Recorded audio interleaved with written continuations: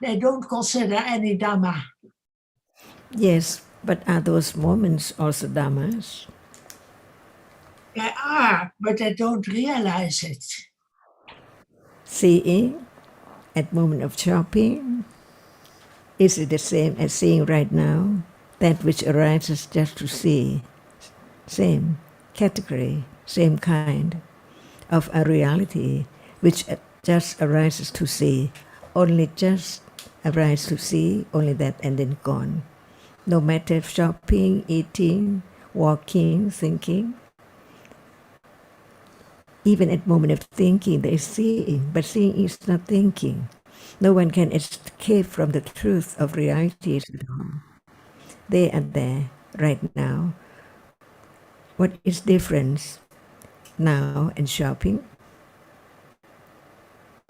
Really, we know it's not different. They are only conditioned Dhammas, and we can repeat it. But in practice, people will say, I'm very far from the Dhamma at some moments. So we have to understand what it's meant by practice. Practice what and for what? Yes. Otherwise, it's just a word to practice. I or anyone, but no understanding of the absolute truth. Seeing now and seeing at the moment of shopping, seeing is seeing. No one can change the seeing to be I at all, because seeing has to be only seeing, absolute truth. Yes. It has a reason to see and then fall away.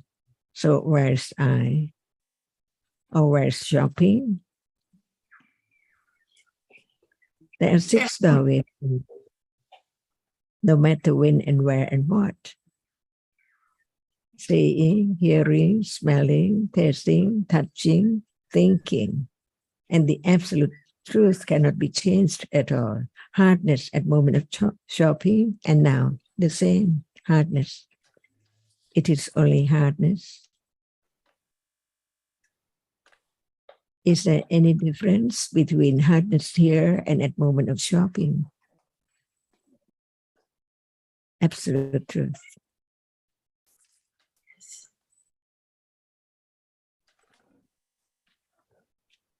What is true and what is not true? It's there now to be known whether it's true or not. If we don't think in terms of people and things, just seeing here and seeing there, and seeing in the other country or seeing in the market, seeing is seeing. And when we just talk about seeing, only seeing, no shape, no form, no one at all. Seeing is seeing when it arises to see and then gone. Never to return.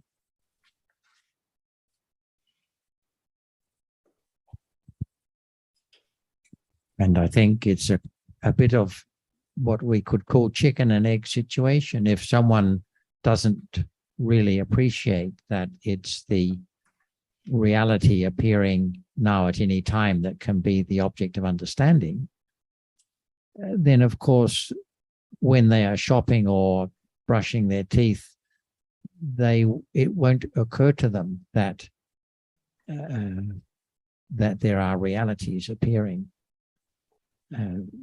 So if it's difficult, if someone has an idea of practice that involves a special occasion and selecting a special object, because then they'll just be thinking about the next occasion and the next time that they can create special conditions. So if I was in your situation, I would emphasize the fact that it's the realities that appear are the same at any time. And if there is the appreciation of the conditioned nature of awareness and understanding, then there will be occasion to think of the Dhamma when shopping or doing these other mundane chores. Yes, very important what you say now. Yeah, very good. In other words, it's when we think of the different situations as being what is real, like the shopping or the sitting in a Dhamma discussion or going to the beach or going to the forest, when there's no understanding of the realities, it seems that certain situations are to be pursued or certain practices are to be followed. And there will always be this idea until there is the understanding of what the reality is at this very moment, the truth at this very moment. Yes.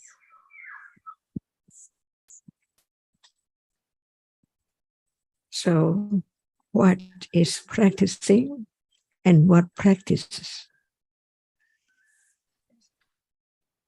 Yeah, people have different ideas about it. Yeah. I think doing something special, and that is not practice, that is clinging to self. Otherwise, it's only just the word, but no understanding of the answer for what is meant by practicing and what practices. Yeah. And for what, to be what, without any understanding what practices and what is practicing, what is the purpose of practicing, to attain what? No understanding, or understanding what again? Not just understanding, but what? Understanding what?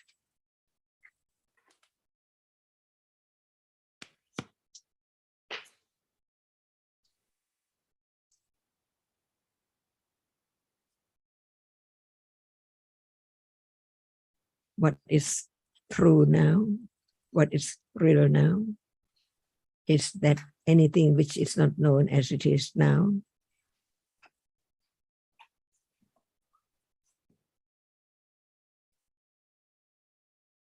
Otherwise, we don't know what we are talking about.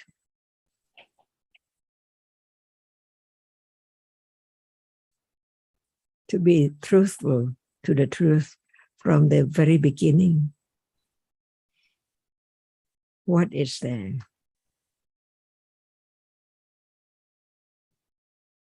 Have we made it to be there, or it's there now, unknown as it is? And what is the absolute truth of what is now appearing? Without understanding little by little, hearing, considering the words of truth, what is practicing?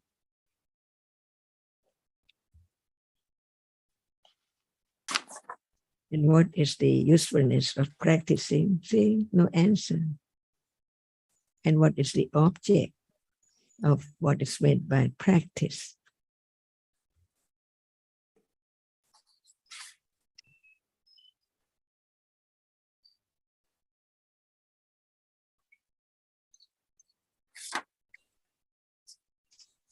So we don't just follow the word, but we'd like to understand the truth of each word, of what is now appearing,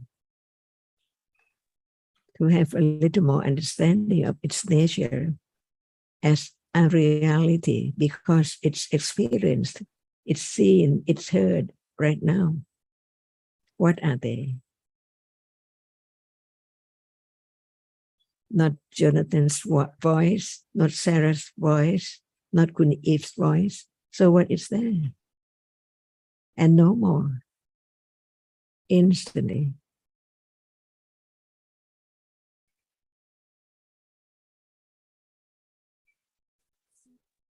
What appears now appears so very shortly. See, the sound gone. The seeing, this moment is not the seeing just a moment ago. This is practicing developing understanding of what is there as it is in truth, not in our own thinking or idea about it.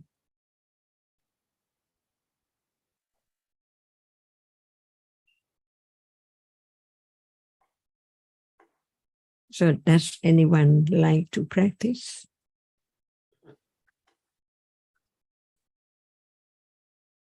So as you often say, Ajahn, that people follow the word instead of knowing the reality. So it's very good to emphasize that point. And I think the other point to be emphasized is that in truth, there's no one who can do anything. So no one who can practice, no one who can come, no one who can go, no one who can shop, no one who can attend the Dhamma discussion, because no one to be found anywhere. Just different realities arising and falling away. So when there is the understanding of realities that arise and fall away, there won't be any idea of I am practicing, or I should practice, or I should do anything. Yes, and this is the point. We don't hear anywhere else. We hear it here. So it's very important. Nowhere else this is explained like that.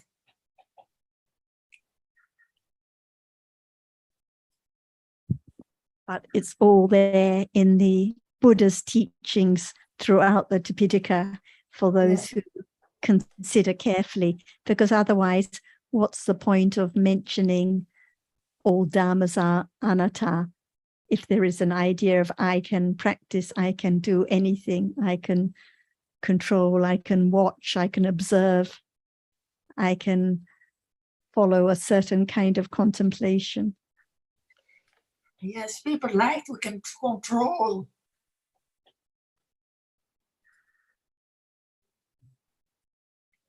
They like the idea that they control very much. They don't realize it brings all the difficulties and disturbances in life. But because there's so much clinging to the idea that I can control, so few people are really interested to study dharmas. For example, one of my family members mentioned a lot of difficulties, a lot of depression and a lot of problems, and the problems because he cannot change things the way he would like to. And so I talked a little bit about, well, this is the truth, that no I to change anything. So there has to be the learning to accept and understand what is conditioned now, because only this will bring true contentment in life, true letting go of clinging. But even so very difficult for anyone to appreciate. They still have the idea that certain situations are not good and certain situations are good, and so on. And Jonathan emphasized also that what one is used to do so long, for very long, an idea of control, it's very hard for people to change, to letting go this idea.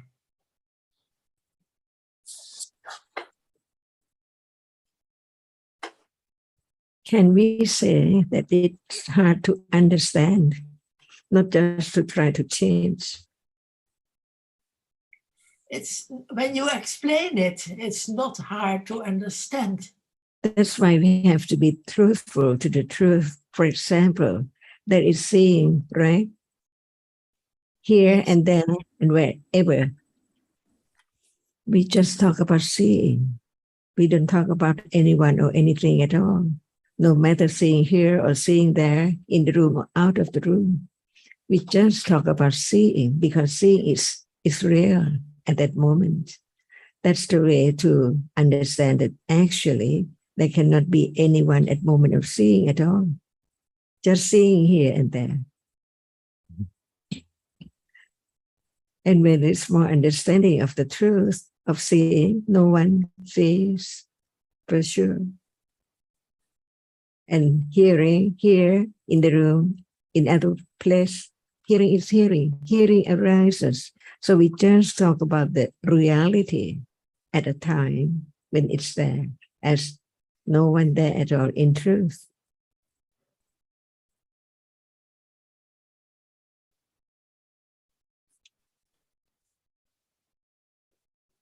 Seeing here now, seeing in Netherlands, seeing somewhere, seeing, we are talking just about seeing, that it's a reality. It arises to see and then gone instantly, never to be found at all. In samsara, to understand whether it's true or not. When it's true, there's no one at all. They are only different realities by conditions. Non-stop, as long as there are conditions for what to arise. It has to arise just right now. Seeing, arising and falling away unknown, because what is so very subtle, seeing is so very subtle, because it arises and falls away unknowingly, even right now or anytime. Only right understanding begin to understand seeing as seeing. Thinking is thinking. Liking is liking. Whatever is there, just arises by conditions and then gone. And that is the way to realize the truth little by little, letting go ignorance and wrong understanding of either self and things. I think So people what are the now? Yes. I think people are so overwhelmed by the problems they have in daily life. And then they forget that seeing is seeing and thinking is thinking. Understanding, not enough development of understanding. They just want to practice, just to experience such and such without without understanding of the truth of this moment. And without understanding the truth of this moment, how can there be the understanding of the truth of what will be later, in the evening, tomorrow, morning, and from now on? What is there unknown? As this moment is unknown. No understanding of this moment. So how can there be the understanding of next moment about that which appears? Because now what appears can be understood little by little of its nature, that it has a reason by conditions. No one can make it arise at all. And now it's not there anymore. Is there hardness now? To be truthful, see, to be truthful to this moment, any moment, what is there? Is there hardness now? See, to be truthful at moment of seeing, is there hardness? There is the idea that it is there, but in truth, it does not appear. So how can there be the understanding of the hardness when it is not there? Just think about it and have the idea that it's still there. But when it does not appear, is it true that it's still there? Or someone takes it away, it's not there anymore? Even now, touching any part of the body, what is touched? See, touching the body of whatever is there, cats or dogs, children, or no matter what is there. So when we talk about hardness, we don't talk about table and things. We just talk about that which appears at moment of touching. Very universal, anywhere, anytime. So we talk about the absolute truth of what is there as it is. When it's there, no thinking about it at all. At that moment, only hardness is there. because it is experienced by a reality which arises to experience it only. And that which experiences hardness cannot see, cannot hear, cannot think. It arises to experience hardness and then gone. So now, when that does not arise to experience hardness, no hardness appearing. At moment of seeing, no understanding of seeing. So there is thinking about hardness and other things. But in truth, what is there so real? It's only that which is seen. And at moment of touching, what is real? Only that which is touched is real, no matter it's hot or cold, hard or soft. It's there only at moment of touching. This is the way to let go the idea of something there as mine or me or my body. It's not there at all. The truth is that seeing is not hard, it's not hot, it's not the body. It's just a reality which sees, and what is meant by see. Something is seen. And without that which experiences it, can that which is seen be seen? So true from moment to moment to understand the absolute truth. Can anyone change this moment of seeing to be hearing, touching? Impossible, because it's gone.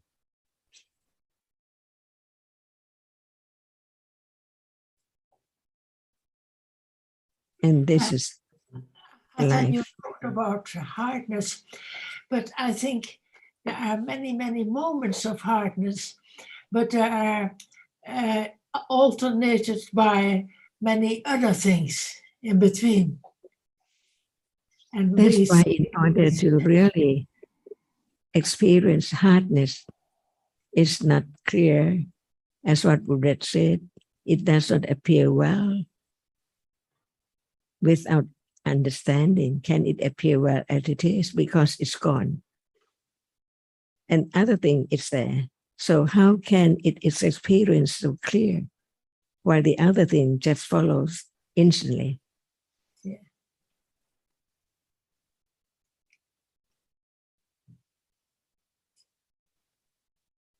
Just like sitting on a train and it runs very fast. What is seen, is it clear? Many, many moments.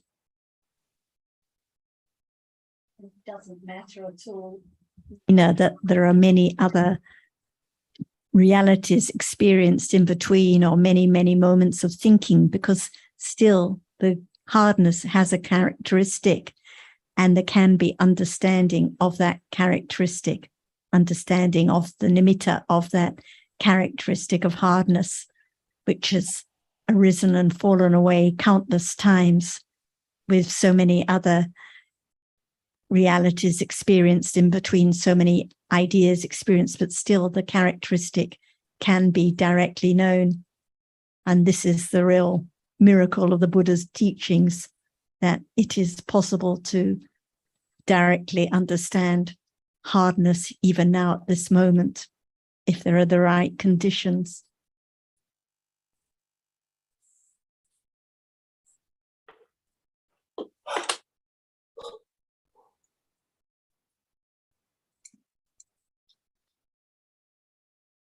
I heard the expression layers of ignorance, layers of nimitta. And I was wondering about layers, what the meaning is.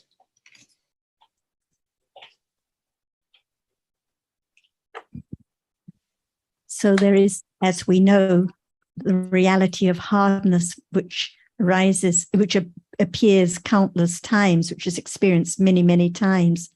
And the nimitta of hardness is there, but there is also the idea of the shape, the form, the kind of hardness, the object, the table, the thing, the person, so on and so on. So layers and layers of thinking and ideas about the hardness, taking it for something or someone all the time. And this is because of the layers and layers of ignorance, a little ignorance and more ignorance and more ignorance, completely covering up the truth, like the different layers of the onion, hiding the truth that actually inside nothing there at all, or the layers of the banana trunk, nothing inside, just layers and layers of ignorance, hiding the fact that it's empty, nothing there, nothing to be found.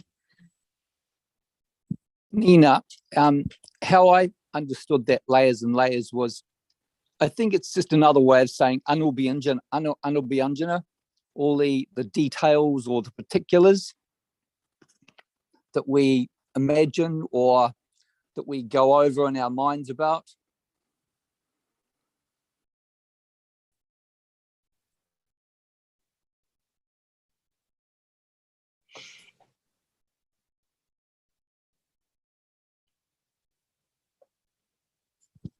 There are the details, like now and what is seen. There are the details, the anubhyanjana of what is seen, but there's the thinking.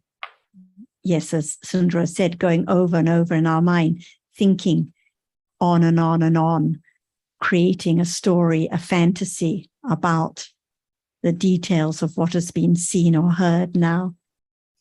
Like looking at your screen and thinking of, seeing just sees visible object, but there's the impression of color, the idea of pink, the thinking about the pink shirt, on and on and on, the pink shirt that Nina is wearing. These are the layers and layers of thinking, layers and layers of nimitta on account of the ignorance that actually it's just what is visible that is seen now.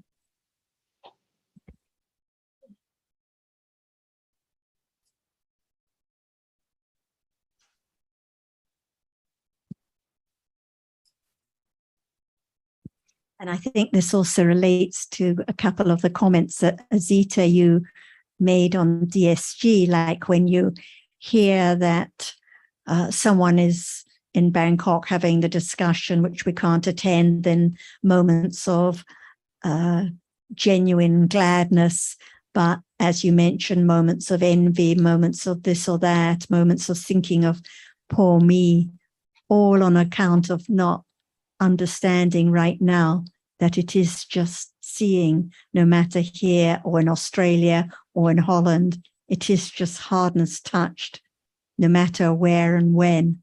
Actually, there's no I, no Australia, no Holland. There is just the seeing of what is visible and the hearing of what is sound.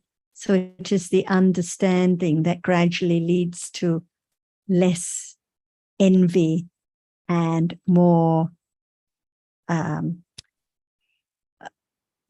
gladness, more metta, more goodness of various kinds. Without understanding the truth of realities, impossible to appreciate that one situation isn't better than another situation, that there are just different dhammas.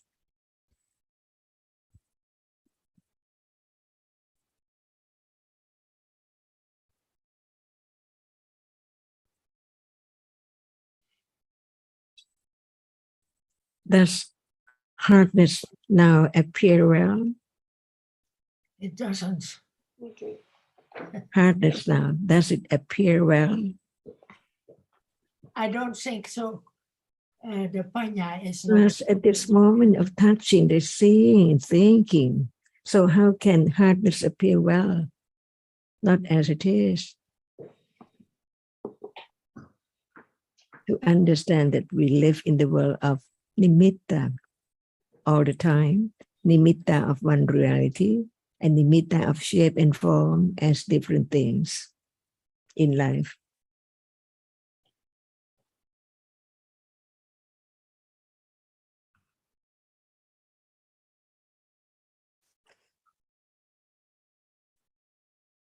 Touch it, and one might think that hardness appear well, but not at all, according to the absolute truth. because there is still seeing and sound and thought. So how can hardness appear? Well, we think that it's well, but when there's no understanding, it's not as well as we take it.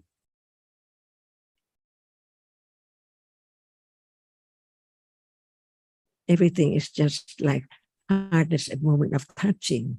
Thus, that which is seen appears well. Not at all.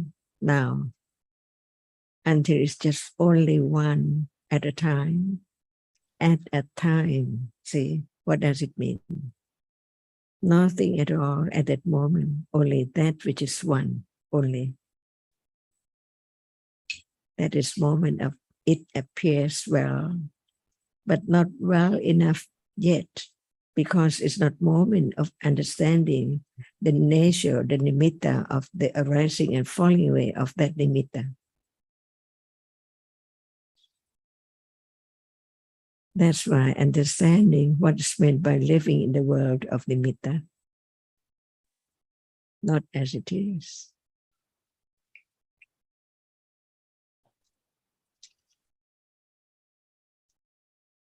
So now what appears do not appear well.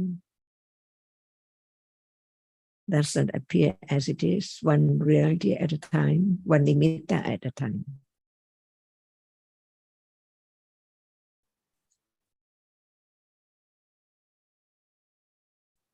And just understanding of this level is not enough.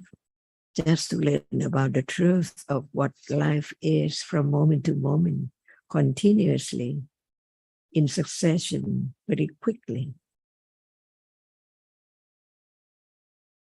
Until hearing more about it, understand that we are talking about just a reality. We are talking about hardness. We're talking about touching, hardness, and we talk about that which is seen, and we talk about the seeing. All do not appear well. But to learn what is there, just one reality or one nimitta at a time of one reality, or as one thing like a book.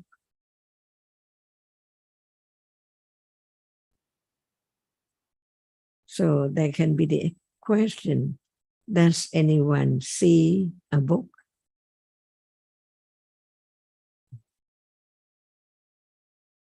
Or what is seen, see? What is just the idea and what is the absolute truth?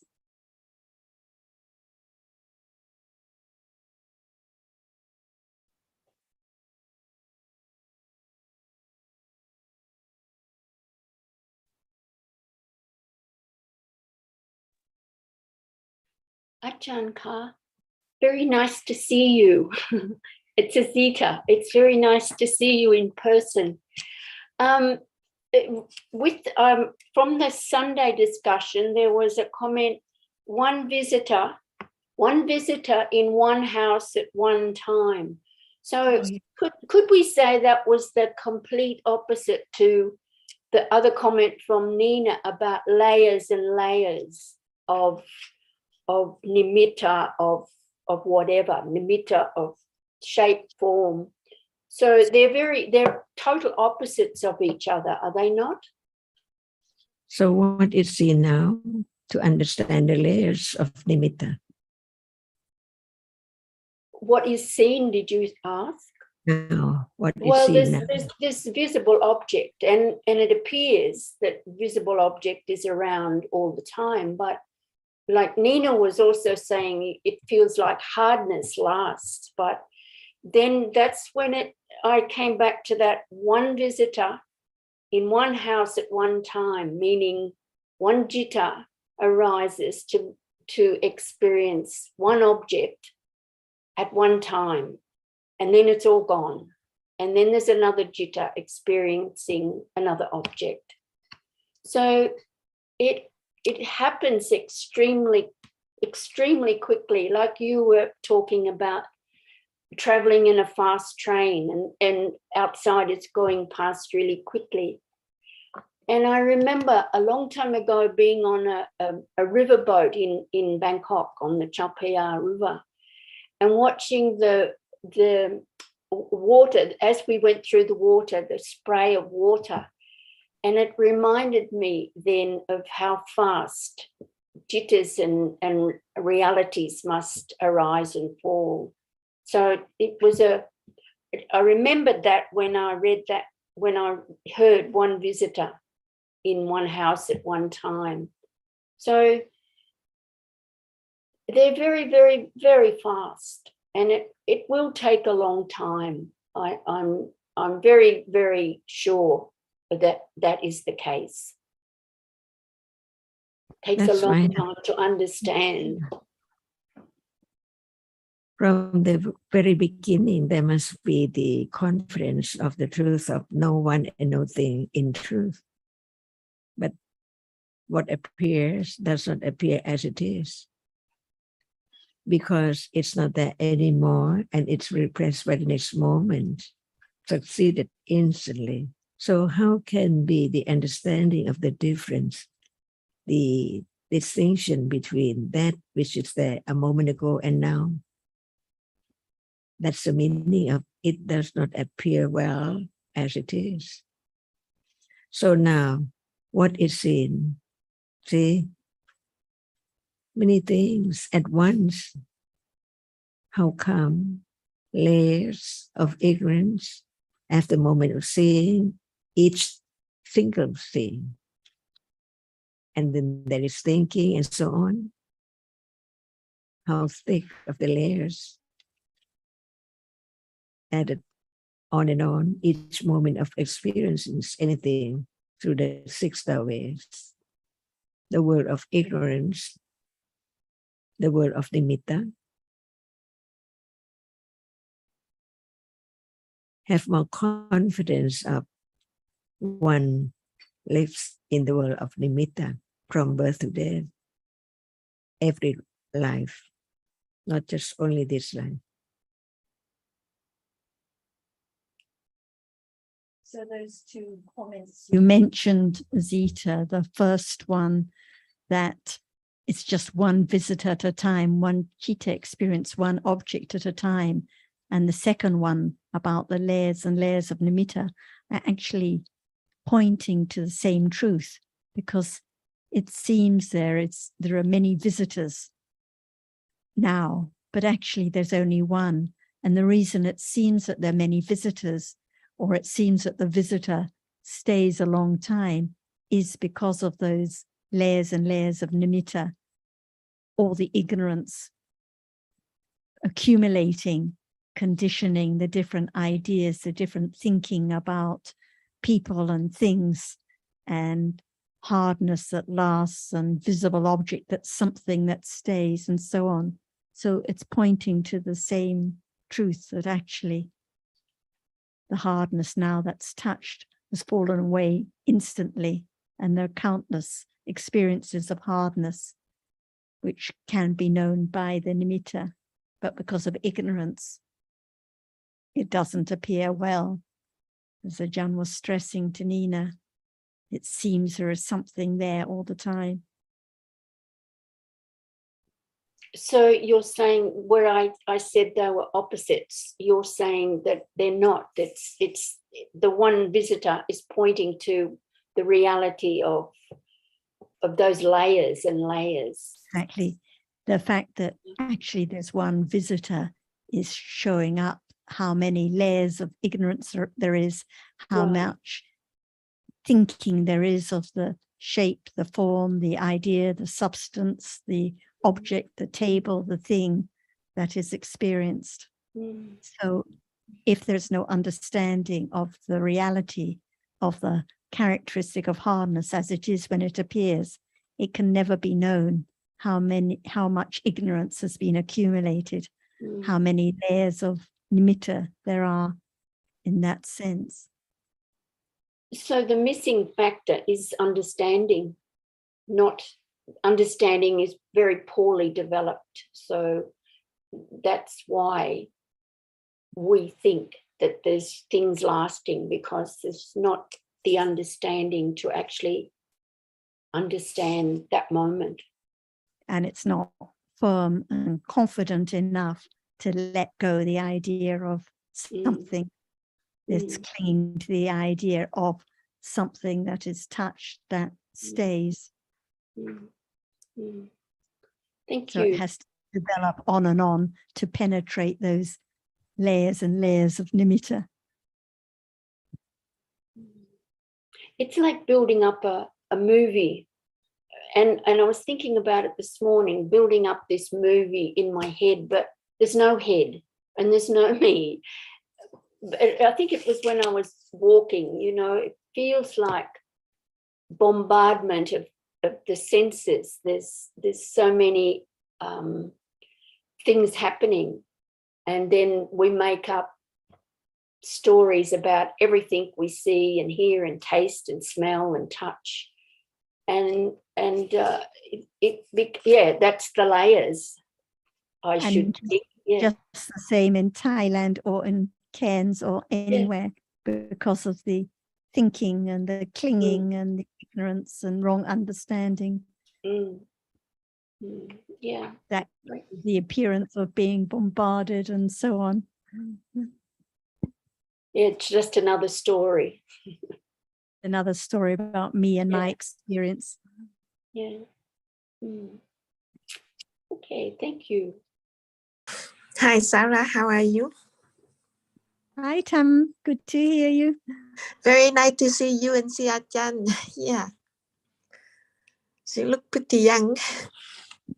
Do you have your video, Tam Tam? It's good if we can see you too at the same time as you speaking. Good. That's easier for Ajahn. Otherwise, she's looking at a black screen. Good. Yes. Can she see me okay? Yes. This is Tam Tam, who lives in Australia. My internet a little bit on and off, so excuse me if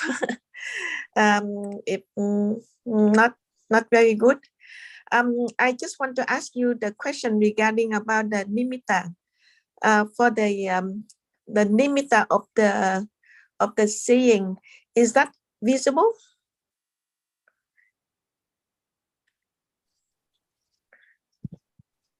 So what is seen now, is it the visible object that is seen by seeing?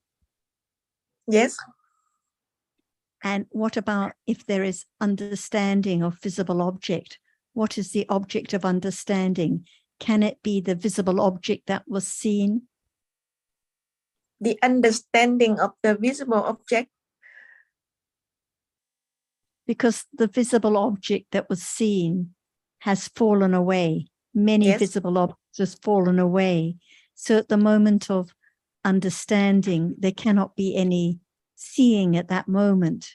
That's because right. Understanding cannot arise with seeing. So the understanding has to understand the nimitta of visible object, the sign of visible object, the characteristic of visible object, because actually the visible object itself completely gone. Right. But how can we see after that? How can we see? Can we see even now? Can we see anything?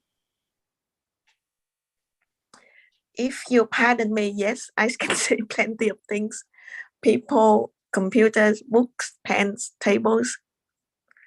So what is this eye that can see? Is the eye a reality that sees? No, the seeing that see.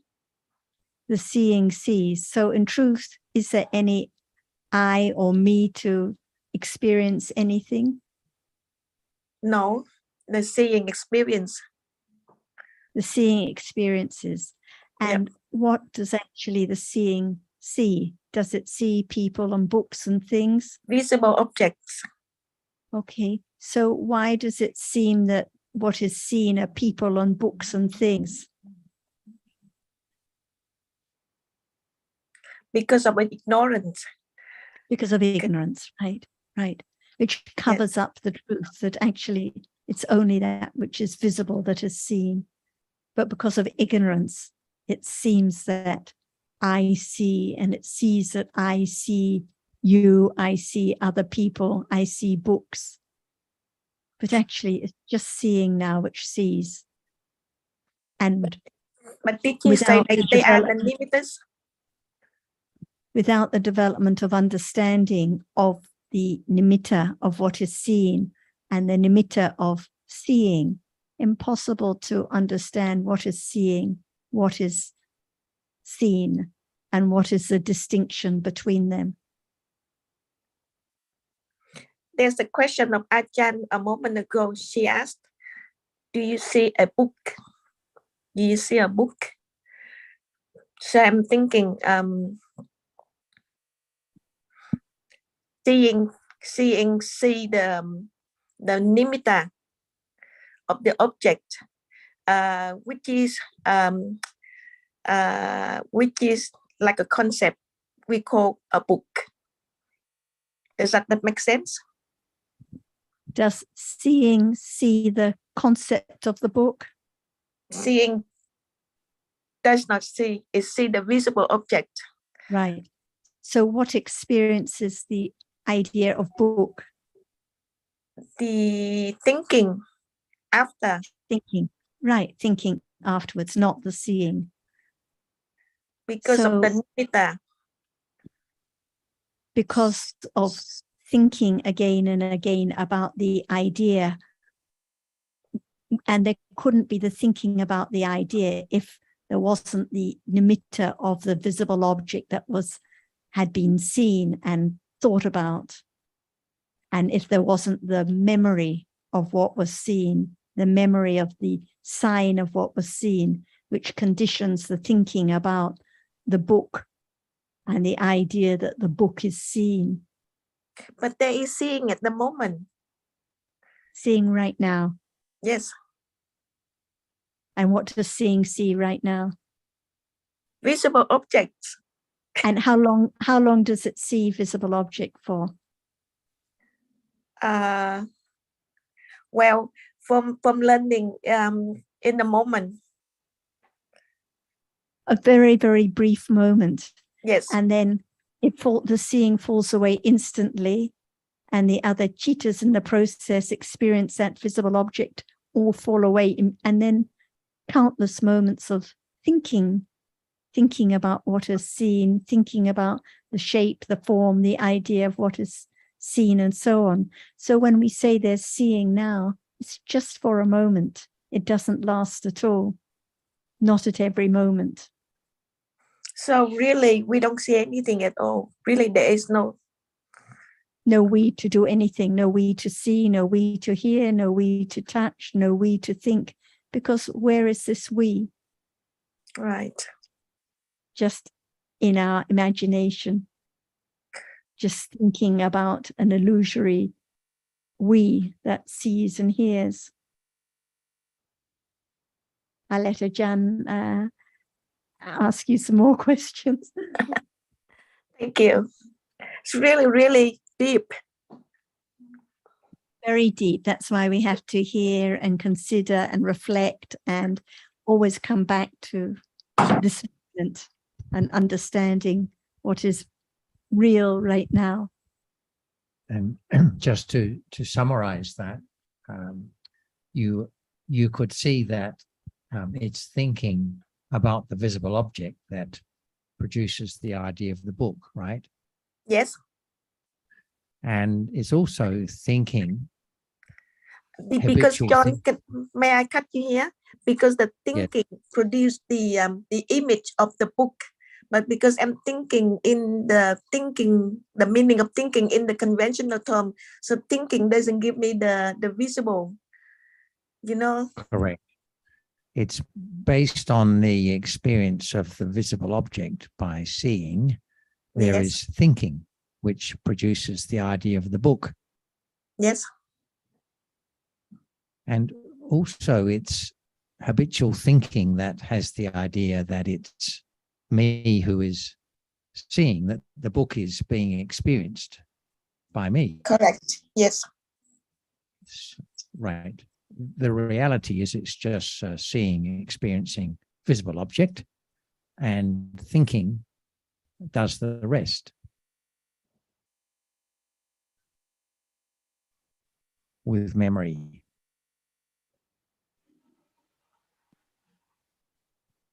But there is the nimitta of the seeing.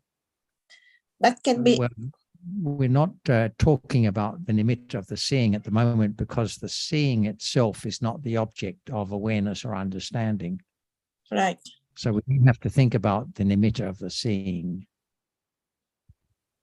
When we talk about nimitta, it's in the context of something that is being experienced. So Be the seeing, experienced by the seeing. the seeing performs its function regardless of whether it has nimitta or not. Yes. Right. So Yeah. we don't have to think about, when we're talking about what is being experienced by seeing, we don't have to think about the nimitta of the seeing. We're thinking about the nimitta of the visible object in that context. Yes. So the jitta that thinks, there would also be a nimitta of that, but yeah, we don't have to complicate things by trying to work out what the nimitta is doing all the time. The fact of the nimitta helps to explain why, for example, it seems that there is many moments of the same visible object, because that is the nimitta of the visible object. Right? It explains why something that has just fallen away can still be the object of understanding, because it's the nimitta of the just fallen away object that is experienced. Otherwise, we don't have to complicate things by trying to work out what the nimitta of any given reality is doing, as it were.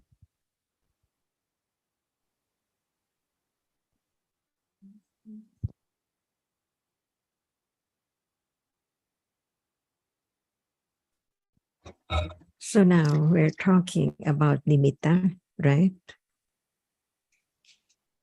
Because usually when we heard the word nimitta, we have different idea. Like a dream, nimitta, see, it's not real. But nimitta in the sense of what is seeing, see, seeing arises just to see and then fall away. So how many moments of seeing right now as I'm seeing you? How many moments of seeing to be you? Because there must be only very tiny, that which can impinge on the eye base, which is so very tiny. It's not the whole you or the whole table at all. Just only that which impinge on the eye base is the condition, the reality which arises to experience that which is there impinging on the eye base. So can that be you? Just that which is so very tiny, impinged on the eye base? Not at all. Not at all, So, yes. but as soon as I see you, so many moments of seeing, right? Yes. Seeing you, many moments, seeing everything there as hairs and eyebrow and so on. Yes. To have idea of you. So this is nimitta of seeing when we talk about just one reality, because seeing is real, because there is something seen now, so there must be the reality which experiences it to know that it's there as it is. A moment of seeing cannot be known, right? No. Because before seeing, there must be citta which does not see, right? And after seeing, there must be citta, the reality which experiences that does not see. So seeing is only a reality. It has its own function. Just arise to see. That's all. That's all. It cannot remember anything. It cannot like or dislike. Its function is just to arise to see right now what is meant as seeing, a reality which sees.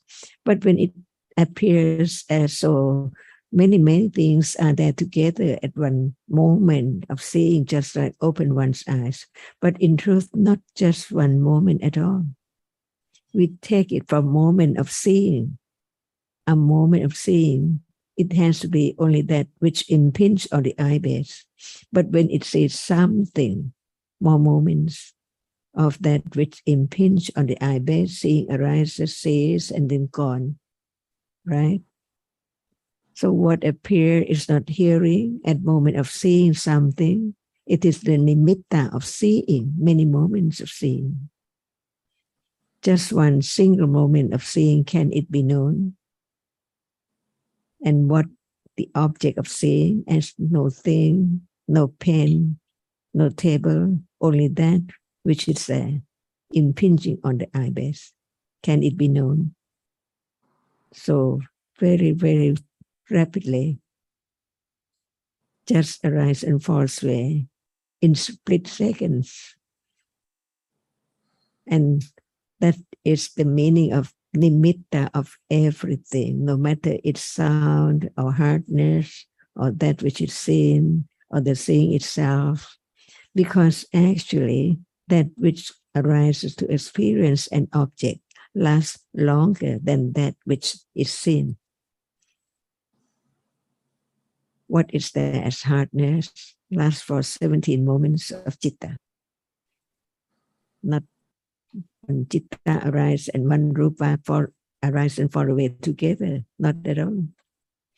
That which is seen has to arise before seeing. So how many moments will last from then on? 17 moments. That's why no one can just experience one moment, because by the process, the way it is, from moment to moment, there has to be other moment which experience the object which is seen, but it cannot see. The citta after seeing, only as soon as seeing has fallen away, citta which has fallen away condition the next moment to experience the object which is there, impinged on the eye base, but the citta which arises after seeing cannot see.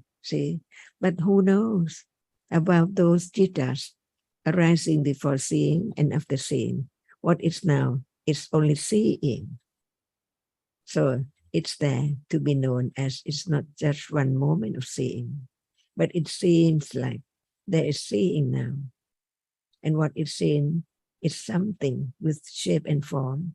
But in truth, it cannot be that which impinges on the eye base, because even that which is seen arising and falling away so rapidly, and it conditions the shape and form to be remembered, marked, and make it known as something like, I see you, not the other person or other thing at all. So we live in the world of nimitta, of everything. May I ask you another question regarding about this, please? The seeing of one moment is the same with the seeing of the next moment or not? Different moment, different object, but are conditioned by almost the same thing to appear as the same object. If it is the same object of understanding, object of the seeing.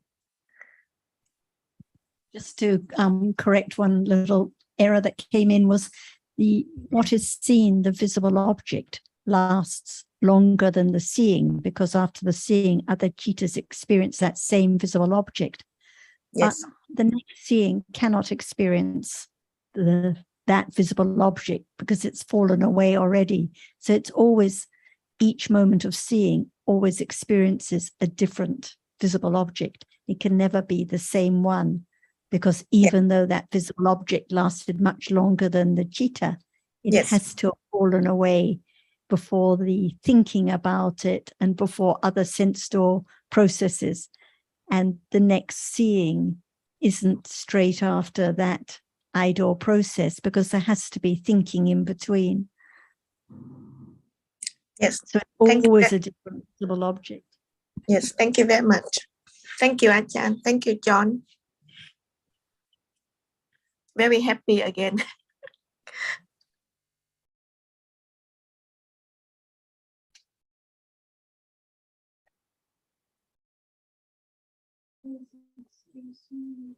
Just a comment to Tam Tan.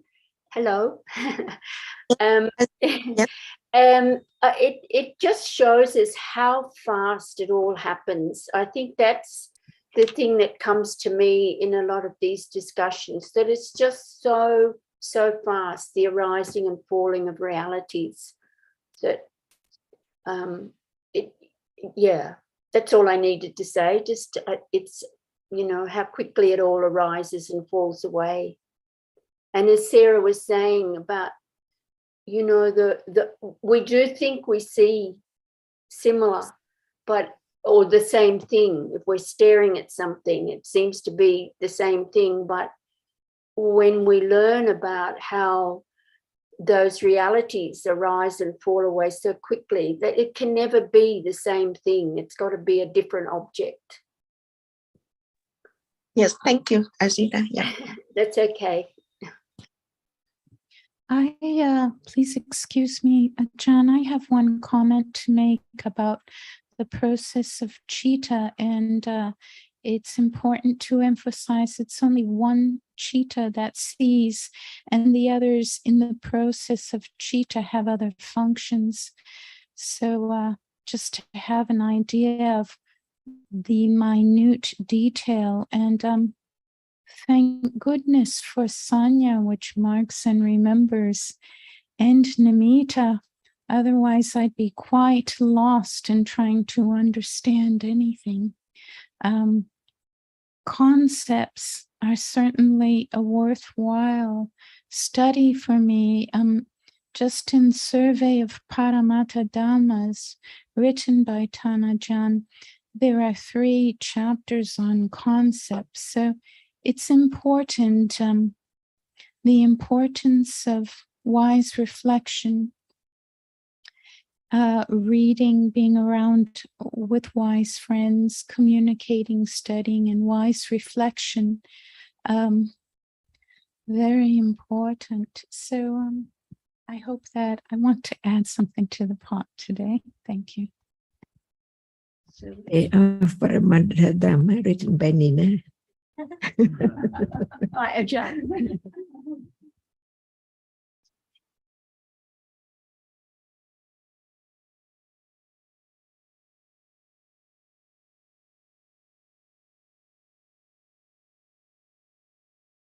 Now, no doubt anymore about the Nimitta.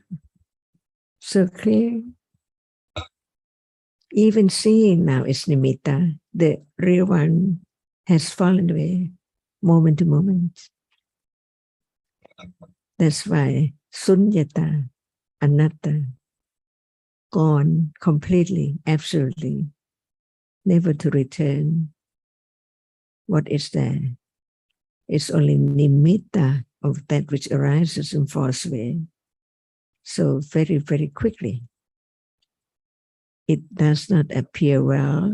That's why we study each one to know it as no one there at all, only different reality appearing. No matter how many realities are there, how many kinds of rupa, how many kinds of citta, how many kinds of cetasika, only that which appears through 6 ways can be known. Nimitta of many, many realities, but it can appear only through 6 ways. And not all. For example, different cetasikas like Chivitindriya cetasika and so on. Is it the object of understanding right now? Does it appear? Not at all. What appears is the nimitta of citta, nimitta of rupa, and nimitta of cetasika.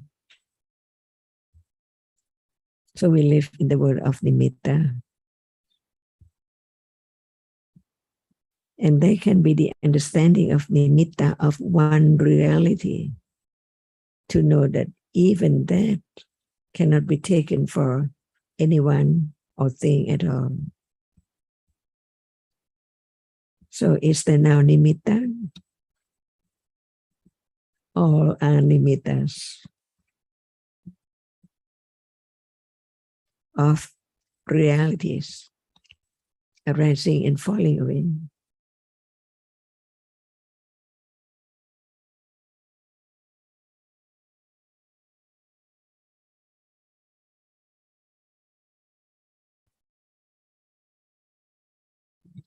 It let go the idea of self little by little. The word of nimitta, no one at all.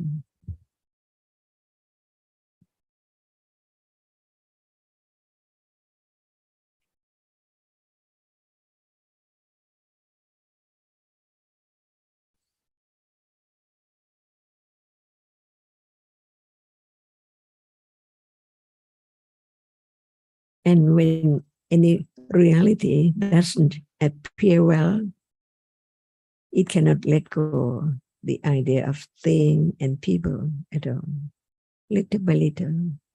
So now the path is the understanding of what is there, little by little, naturally,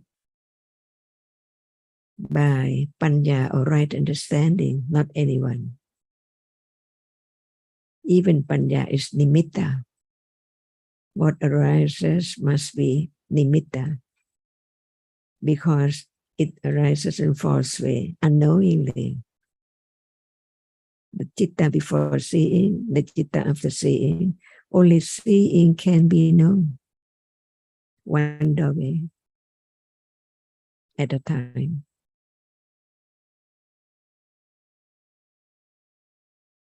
That's why to know that at the moment of seeing is that the body, hardness, smell, or taste, impossible. One world of one reality. So the world means that which arises in false way, because what arises has to fall away instantly. So very fast, very rapidly, unknown. So when it appears well, what appears?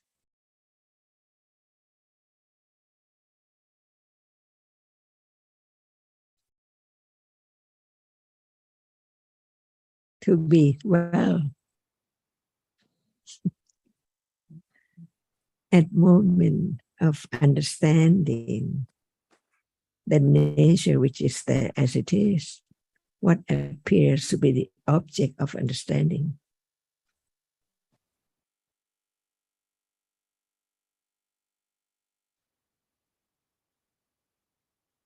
It is nimitta of a reality. Now, so many realities seems like they appear together, but in truth, only one at a time. The world of nimitta.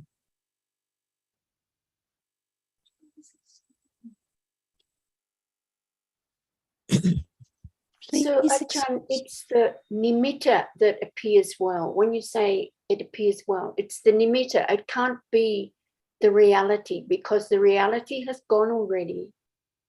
But with our reality, can there be nimitta? No, certainly not. I remember a long time ago there was, we talked about the bird flying and the shadow of the bird, and that was the nimitta, the shadow.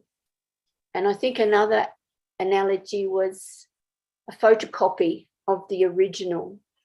So they're all helpful, I think, in letting us know what nimitta is. I have another question about Before you Jivitindriya. go on, Zita, yes. just before you go on to the next question, I think Eve is trying to say something more on this one. I know Jan was still speaking about it. So we just finish this topic first. Thank you, Sarah.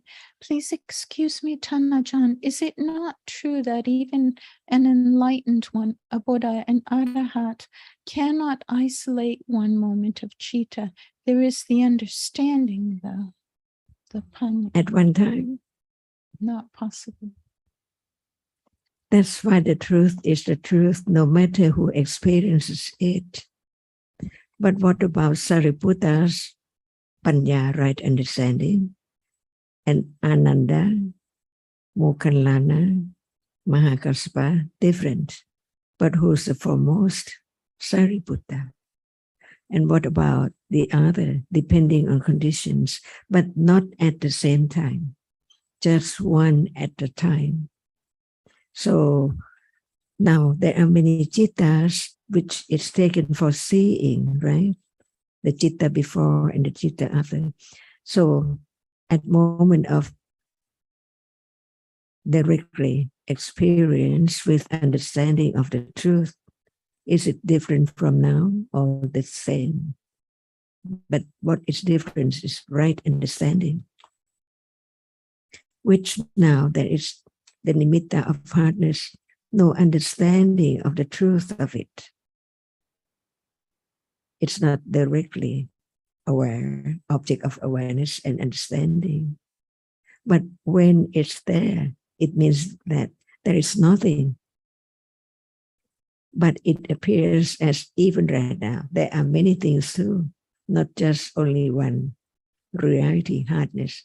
At moment of hardness appearing, there are other things too, because what is meant by direct awareness and direct understanding is not enough directly yet. Because at that moment it arises and falls away.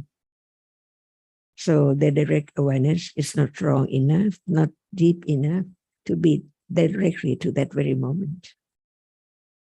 It has to be panya, which now we talk about seeing, and there is seeing to be understood, but not directly at all, right? Because there is seeing, and at moment of hearing, there is the considering what is heard to understand what is there as it is from hearing and considering. So seeing is there, but no understanding of seeing. That it's nimitta of seeing and nimitta of everything. That's why I begin to understand what is meant by direct awareness.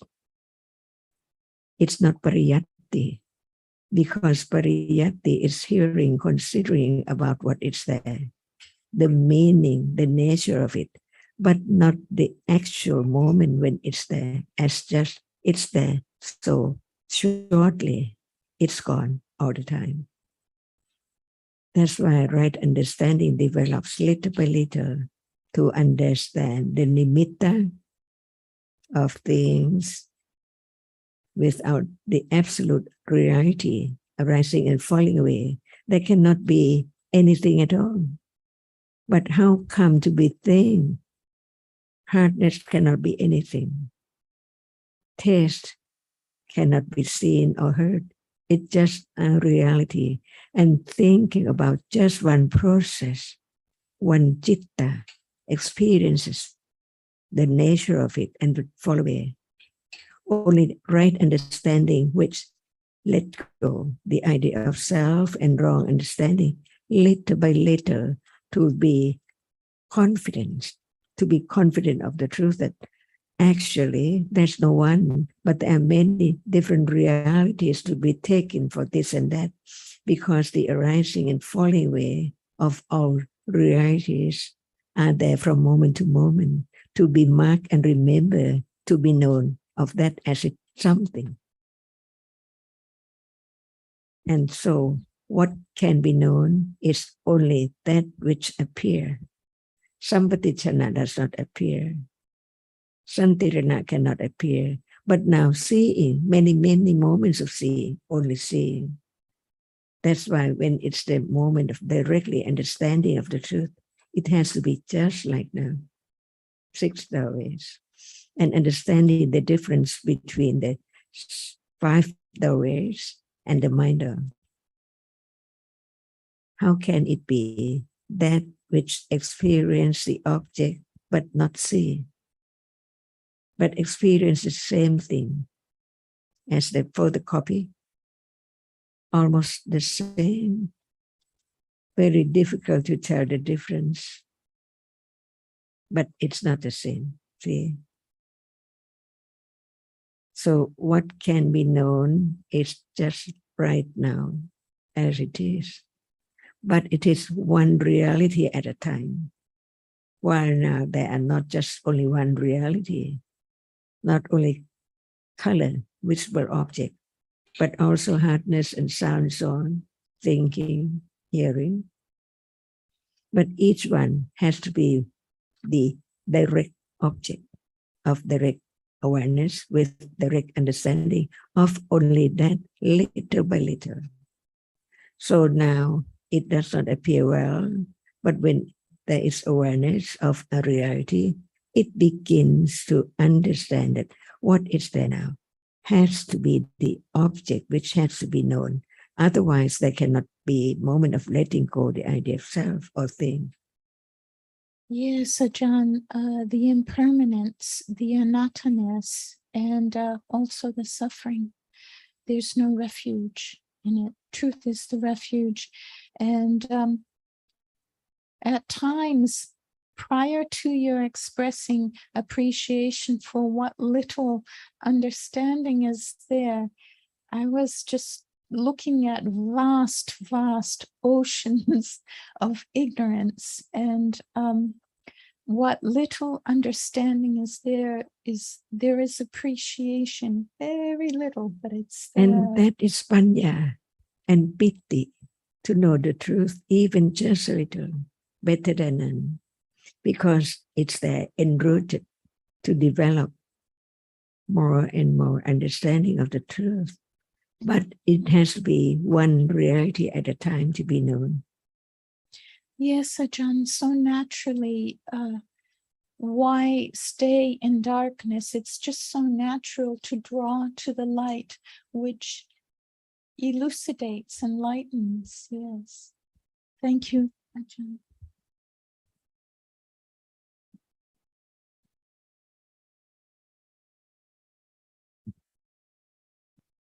Zita, do you want to carry on with your other topic?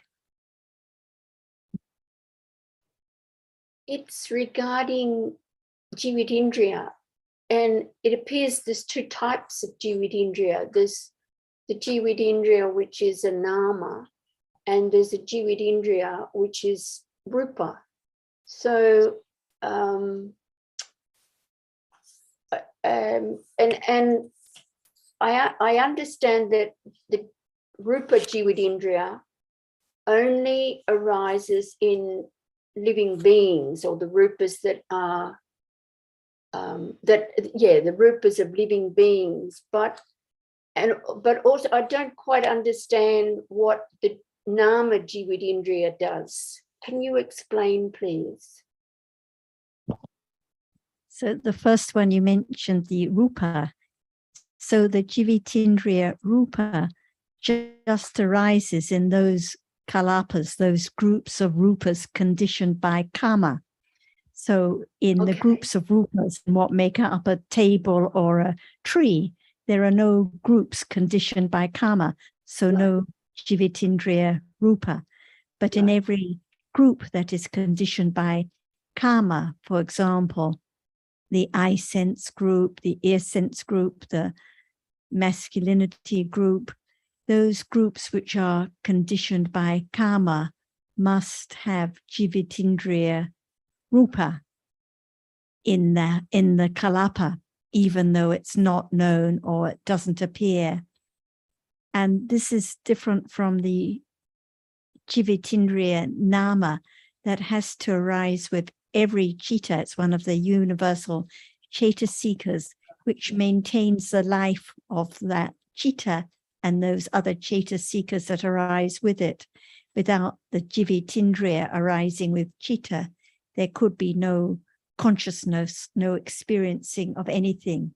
So that's why only for living beings is there consciousness. Only for living beings is there therefore Jivitindriya that maintains the Chitta and the other namas. For the plants, the trees, no namas at all, of course. So that's why both the Nama Jivitindriya and the Rupa Jivitindriya only arises in living beings.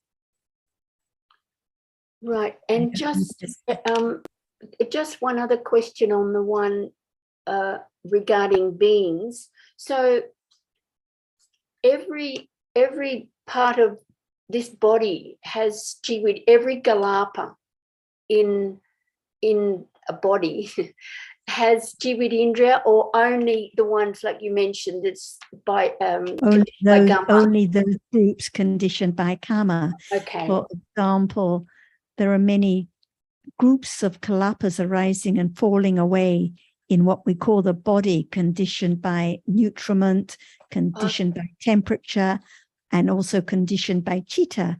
So Right. those groups, like the groups of rupas conditioned by nutriment, not just when eating, but continually throughout the day, throughout the night, no Jivitindriya rupa because they're conditioned by nutriment. So only those groups conditioned by karma.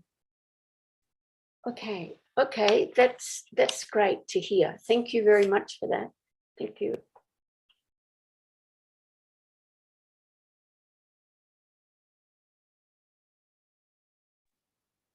Could I ask a general question? Go ahead, Shanti. I'd like to know about characteristics. I hear and read a lot that a moment of sati, knowing a characteristic of reality, leads to understanding of the realities. I mean, sati, of course, and panya, but sati, aware. And sometimes I get confused what is a characteristic and what isn't. Like, I read a defilement can become a hindrance, and then the characteristic of heaviness, for example, for worry, can be evident. Yet heaviness seems so conventional and conceptual. So in general, I'd just like to hear more about what is and what isn't a characteristic of reality in a moment.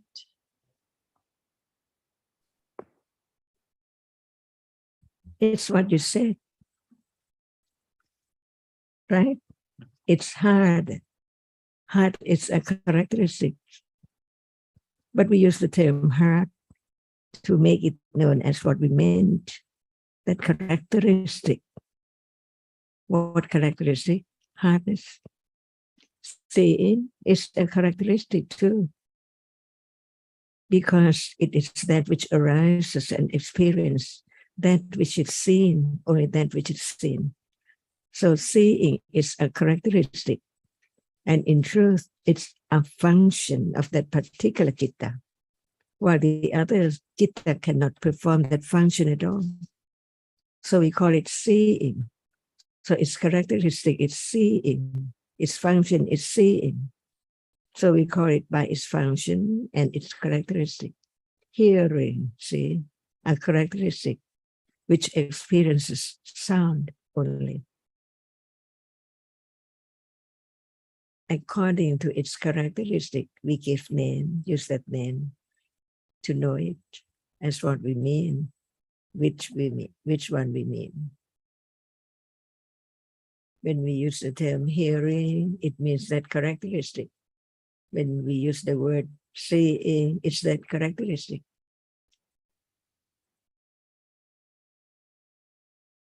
Sweet, bitter, characteristic. Each reality has its characteristic. Otherwise, it cannot be a reality. Each reality has its own characteristic. Like Nama, see, that which experiences an object. Rupa, that which cannot experience the object. Not only the word, but the characteristic of each different realities.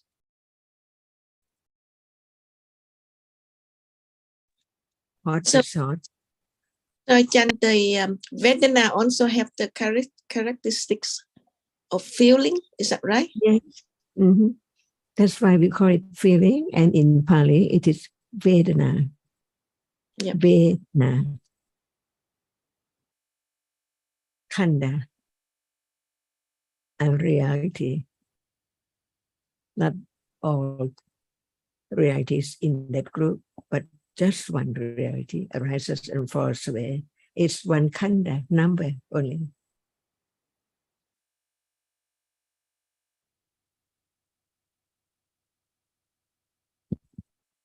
So there have to be many khandas arising together. Vedana cannot arise on its own.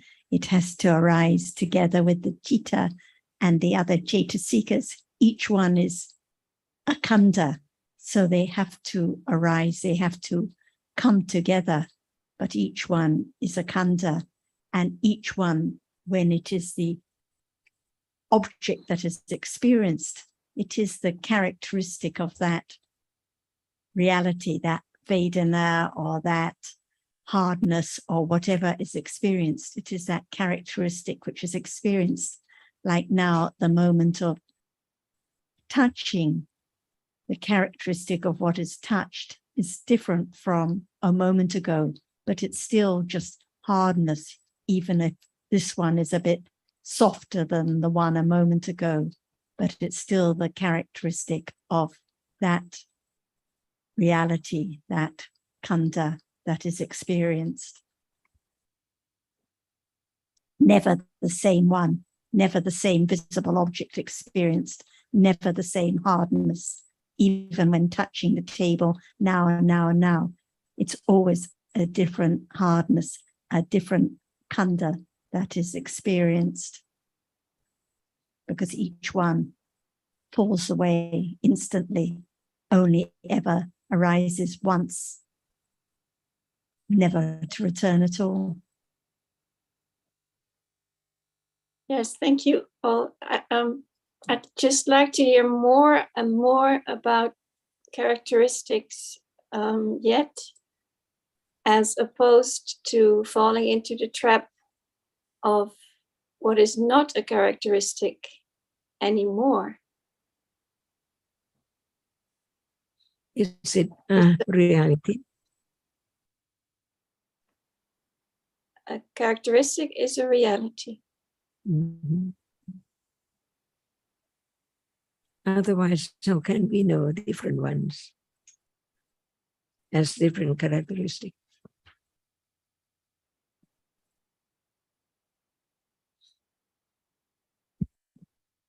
So we read about the common characteristics of all conditioned dhammas. They all have the characteristic of being impermanent, unsatisfactory, and not self. And the individual characteristics of each reality, the characteristic of hardness is different from the characteristic of heat. So each reality has its particular characteristic. The characteristic of visible object is different from that of seeing. So whether we talk about the understanding of the reality or understanding the characteristic of the reality, actually it's the same. It's actually what is experienced now, or what is known is the nimitta of the characteristic of the reality.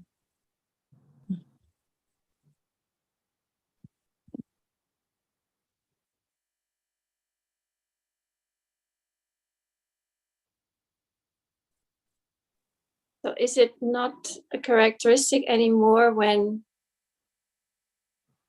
there is thinking of it? Is that the answer. Then it's thinking heaviness. about the idea of that characteristic, like thinking about the idea of the hardness of the table. So it's a concept, but if there had not been the hardness experienced, there wouldn't be the thinking about it, thinking about the hardness of the table different from the softness of the cushion. But at the moment of thinking, it's just the idea about it. Yes, and Chaitasikas have characteristics. All realities have characteristics. The characteristic of attachment is different from the characteristic of anger. The characteristic of metta is different from the characteristic of stinginess. So any reality has its particular characteristic as well as the common general characteristics. So take stinginess, then it is a characteristic in that very short moment. And it's not anymore when I think about how stingy anything or anyone or whatever story. So that's the trap. Because that's the story about it. Yes. So like one may think about the stinginess that someone showed, but actually no stinginess at the moment of thinking. It's just the story about it, the story about someone and the story about their stinginess. Actually, no stinginess at all.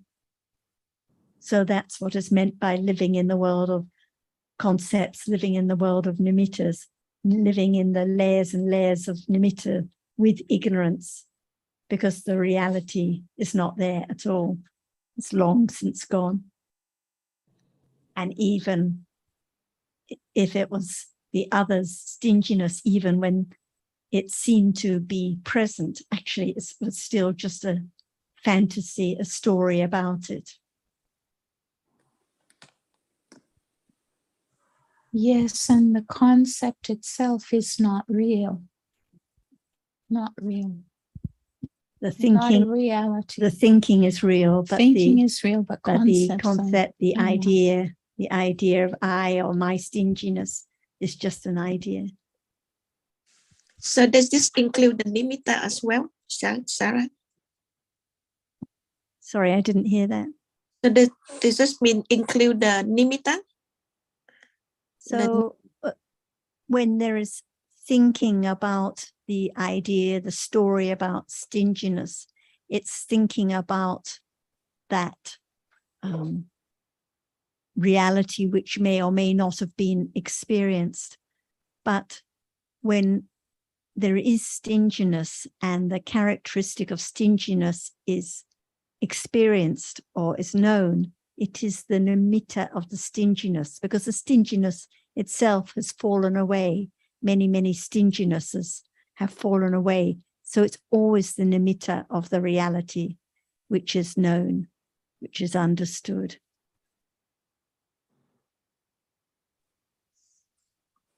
So thank you. It's very good to hear more about the characteristics as we accumulate ignorance and other kilesas in moment of thinking about characteristics. But the moments that sati happens and is aware of the characteristic of reality, that's the moment of taking down a brick from the wall, as Kun Sujin describes in her book, the brick wall layers of kilesas. Is that right? That's the moment sati is aware of a reality, of the characteristic of reality.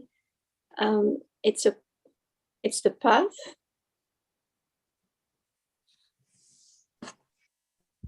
It's like the pre-path leading to the path, leading to the direct understanding and the direct awareness of the characteristic of reality.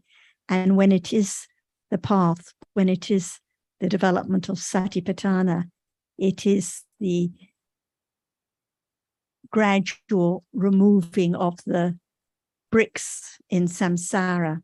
But when there is just the wise reflection, wise consideration, the right intellectual understanding with awareness, because there cannot be understanding without awareness.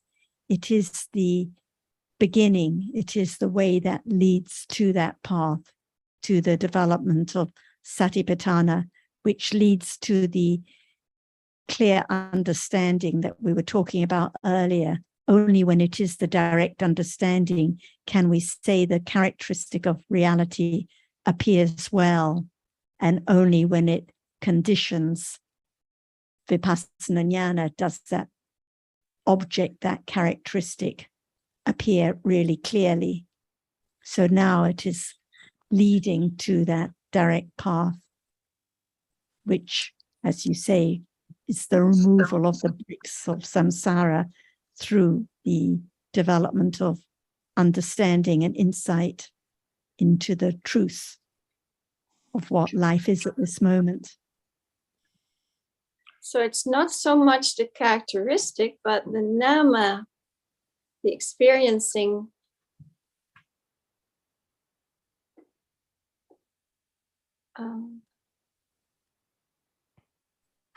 Shanti, Yes. I was just thinking about your question. Characteristic. It says something about it in the word itself. The word ik, it's the same in Pali as actually in English. Ik means possessed of. So it's possessed of a certain nature, a certain quality, a certain attribute, a certain property.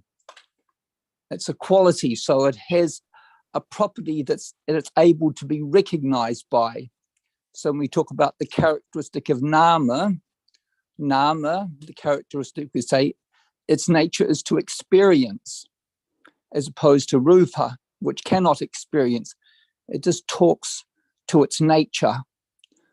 And you'll see that with a lot of Pali words, with ik, a, slightly different in Pali, but it's virtually the same word, or the same suffix you get in English, as you get in many. I'm sure you have it in your own Dutch language too. It means it's possessed of a quality.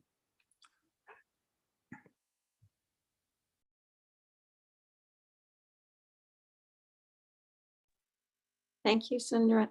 Yes, I was just coming back to the realization that the nama is what is aware, what is experiencing, and that's again what makes the difference between the thinking or the awareness or even understanding, and not so much that we have to know what the characteristic is like and dive into those words. Like if I know all the characteristics possible, then I would know realities. It's not about that at all. It's about it also relates to Tam's point about nimitta too, because at the moment of touching the hardness that is experienced, no matter whether we call it hardness, no matter whether we call it characteristic, no matter whether we call it nimitta, actually it's just hardness which is experienced, and the understanding is of that nature of that reality that is experienced. So it has to come back to what appears now. Otherwise, instead of helping, the hearing about different lakkhana or different nimitta makes it more complicated and conditions less understanding about what appears right now. I think we just have a few minutes if Ajahn would like to add anything else. When there is the understanding of now we live in the world of nimitta, it is the understanding of the truth that actually what is ignorance and what is right understanding. to be confident of the truth, that the truth right now can be understood as it is, and it can be enlightened of its truth because it's so true. So now we think a lot about what has been experienced in the day, but the truth is that where are they now? Only one moment at a time, and that moment is not known as it is, but takes it for nimitta of everything. So we begin to understand what is the truth, even of nimitta. There must be the reality which arises and experiences an object, different characteristics like or dislike, understanding, ignorance, and so on. And the other reality which does not experience anything at all. Where are they? See, if we don't know where are they, it's not the study of the truth, because they are here and now, not far away. Anytime, it's there, always there, like seeing now, thinking now, hardness now, everything are hidden to be known, the truth of it as it's just there when it appears. And this is life. And the arising and falling away is so very subtle. That's why our dhammas are so subtle. Even that which now appearing arises and falls away is not known. But in truth, they are not there anymore. It's there, seeing and then gone, hearing gone, everything gone, and seeing again, gone again. In the day, whatever is there is conditioned to arise only and then fall away instantly. But ignorance cannot understand the truth of it because the rapidity of the arising and falling away of all dhammas which is conditioned to arise. For example, seeing now, who knows how many moments, and what appears is not as it is, people and things. It's only that which impinge on the eye. That's all.